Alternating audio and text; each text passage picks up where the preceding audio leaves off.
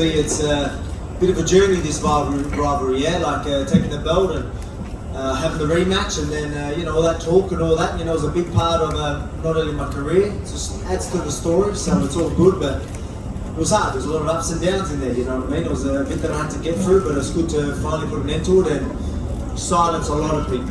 A lot of people that needed silencing too.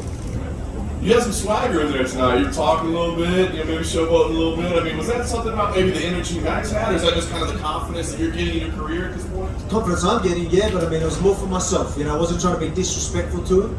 It was more just let him know that, like, yeah, I was just telling him, man, I've seen everything you've thrown. Like, you know, like I think I might have said you too slow. I didn't, you know, wanted to be too offensive when I'm saying it, but just purely let him know, let myself know, and stay on. Because I knew I had to go out there. I wanted to win every exchange. I wanted to just be better and know that I'm better, and don't get bored in there. Don't get too complacent. Don't you know? Don't think you've done enough and chill. Don't start to cower. Don't do any of that. Stand your ground. Hold the line. You know, hold the line. You know what I mean? And just yeah, do your thing. So it wasn't disrespect. I've got nothing but respect for Max. I wouldn't be the fighter I am today without him. He's made me raise the bar. I don't need anyone to help me raise the bar. I can do it myself, but he makes it easy. You know, he makes it easy to make me be disciplined. Yeah. I know you'd already gone 5 rounds with him twice before, but you had him hurt early on, cut up. Were you surprised that this thing went all 5 rounds tonight, or did you expect that from him? Happy to be surprised with Max. You know what I mean? Obviously, a finish is always good, but I mean, for people to expect you know, a finish with a fight like this, we're both durable, we're both tough, we're both smart. You know what I mean? It's, again, a legendary chin that I wanted to crack, and it stays legendary again. So, credit to him. You see the wrap on the hand there, I guess. Can you tell us what happened, what the initial diagnosis is? It's not good. Yes, oh yeah. I'm pretty sure it's broken. I know when I break stuff, and yeah, it's broken now. It's broken now too. Lastly for me, I mean, I know you're saying, hey, I want this champ opportunity. I guess the hand will kind of factor into that. But it's the time to see what's up, what's going on. Okay, so I was going to ask if there was any scenario where you thought, obviously that's a vacant belt right now, where you should be in the first title fight, or do you think that hands, I mean, do you see a scenario where you should be competing for the title first, or do you think you're going to have to let it go against somebody? Yeah, of course I do. No, I don't need to fight anyone. I mean, I'm a dominant champ, taking out guys like Max Holloway 3 times. You know, who's really looked like that against someone like Max Holloway? You know, people are trying to, he's on the pound for pound list. You know what I mean? You don't get to see this very often. You don't get to see someone dominate someone who's so high on the pound for pound list. You know, considered one of the greatest featherweights of all time. To think that I don't deserve to just move straight up, I think would be pretty silly. Well, to be clear, I just mean, like, a lot of people think... I'm offended. You definitely deserve it. But I mean, like, a lot of people say, look, it looks like Charles Oliveira and this and Makhachev are lined up for that title first. Like, do you think that should happen first, or do you think, no, man, I should be the first? Maybe we don't even have to ask the question, because, you know what I mean? So, again, I wanted to be active, but, you know, my division wasn't going to keep me active enough. I would have had to wait. So, this may be coming at a good time. But, you know, luckily, we're getting paid good. You know, we signed a new deal, you know, and I'm very happy with it. You know, to be a highest paid featherweight outside Conor, you know, he's pretty impressive. So I'm proud of that, and it's only out for me. Alex, to your left.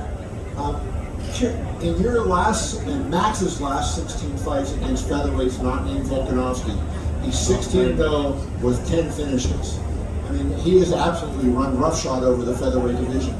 Does that make it more impressive for you to have beaten him 3 times like you have, given what he's done to the rest of the division? Oh man, to have 3 title fights and 3 title fight wins over someone like Max rather than just other guys, of course. He was the #1 contender the whole time.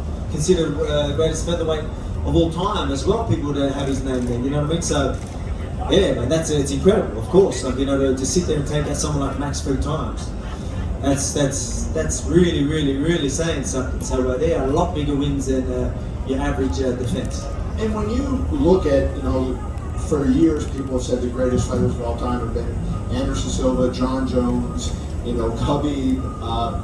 But when you win 21 in a row and 12 in a row in the UFC and dominate guys of the caliber that you're dominating, do you think not only the greatest featherweight of all time, but you deserve to be in the discussion of the greatest fighter of all time? Look, man, it's not up to me, but I think you'd be a bit of a fool to not have me in them conversations. You know what I mean? Like, look what I'm doing, look at the resume. But again, that's not up to me. You know what I mean? But we're doing good. We're pretty impressive, and I don't know. What do you guys think? You know what I mean? Like, I know people have been pretty biased. Have been, you know, again, I've talked about being hard up. A lot of my speech was to stand up. Maybe some of you as well. Stand up, some of you, some of the haters. A lot of people needed to see me go out there and do that.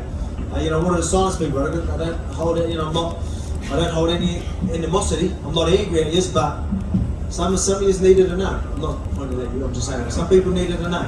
So you know, again, you can be biased as you want, but I mean, what I'm doing is pretty incredible. And for everyone watching, still, again, that's what I mean by stand your ground. People are going to try and bring you down whatever way they can. I was getting people trying to bring me down from all angles. I stood up and said, "Hey, cop that," and now look at me. I wanted to ask you one or two other questions, and so one of them is you didn't come into the sport as a blue chip, like, you know, you weren't this guy that people were talking about the day you turned pro. You know, there's a kid named Bo Nickel that was a great wrestler that's, you know, starting in MMA now, and he has an All-American wrestling background. So is that, when did you finally start to believe that you could be at that level? Like, at what point in your career did you start to say, hey, you know what, I'm good at this, and I could, you know, reach these great, extraordinary heights? Back in the streets of the Dome, you know that.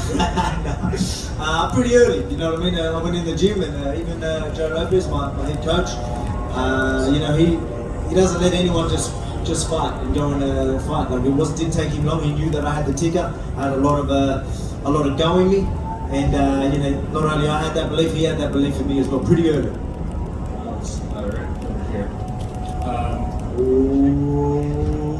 Did you see the cut on Max, and were you surprised that it didn't get stopped? I did. Hey, like I said, there's been some people that have said some things, and there's been. I'm not going to hate on anyone. We've had our chats. I'm okay. I'm over it. But some people needed to see that, and I hope you respect me now, and you know, have me as a real champ now, because I know you've been sort of maybe not too disrespectful, but disrespectful enough. So hopefully I've changed your tone, and I'm happy to answer your question. Yeah, well, that was never my intention to meet you out tonight, and I think you're neck and neck with Kamaru as well for #1 now. I appreciate it, thank you.